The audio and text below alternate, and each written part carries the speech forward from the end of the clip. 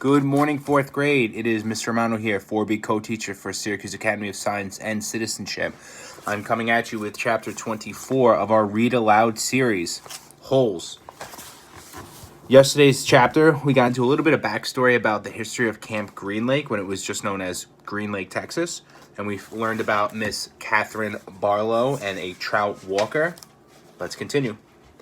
Stanley was half asleep as he got in line for breakfast, but the sight of Mr. Sir awakened him. The left side of Mr. Sir's face had swollen to the size of half a cantaloupe. There were 3 dark purple jagged lines running down his cheek where the warden had scratched him. The other boys in Stanley's tent had obviously seen Mr. Sir as well, but they had the good sense not to say anything. Stanley put a carton of juice and a plastic spoon on his tray. He kept his eyes down and hardly breathed as Mr. Sir ladled some oatmeal-like stuff into his bowl. He brought his tray to the table. Behind him, a boy from another tent said, "Hey, what happened to your face?" There was a crash. Stanley turned to see Mr. Sir holding the boy's head against the oatmeal pot. "Is something wrong with my face?" The boy tried to speak but couldn't. Mr. Sir had him by the throat.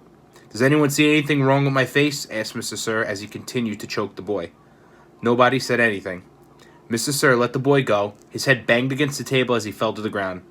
Mr. Sir stood over him and asked, "How does my face look to you now?"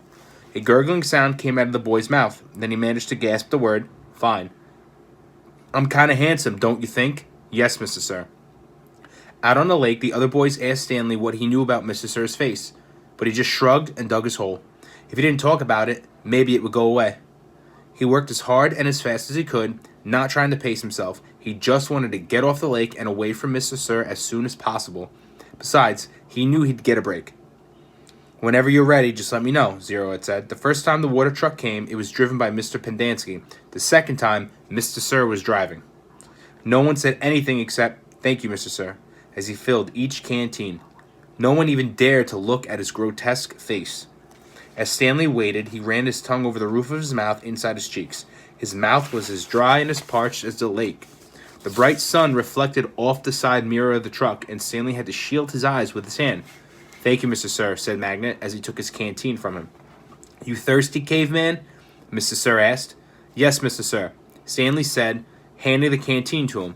Mr. Sir opened the nozzle and the water flowed out of the tank, but it did not go into Stanley's canteen. Instead, he held the canteen right next to the stream of water. Stanley watched the water splatter on the dirt, where it was quickly absorbed by the thirsty ground. Mr. Sir let the water run for about 30 seconds, then stopped.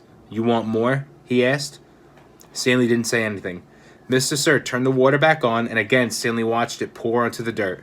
"There, that should be plenty." He handed Stanley his empty canteen. Stanley stared at the dark spot on the ground, which quickly shrank before his eyes. "Thank you, Mr. Sir," he said. So we got some high tension going on between Mr. Sir and the other campers.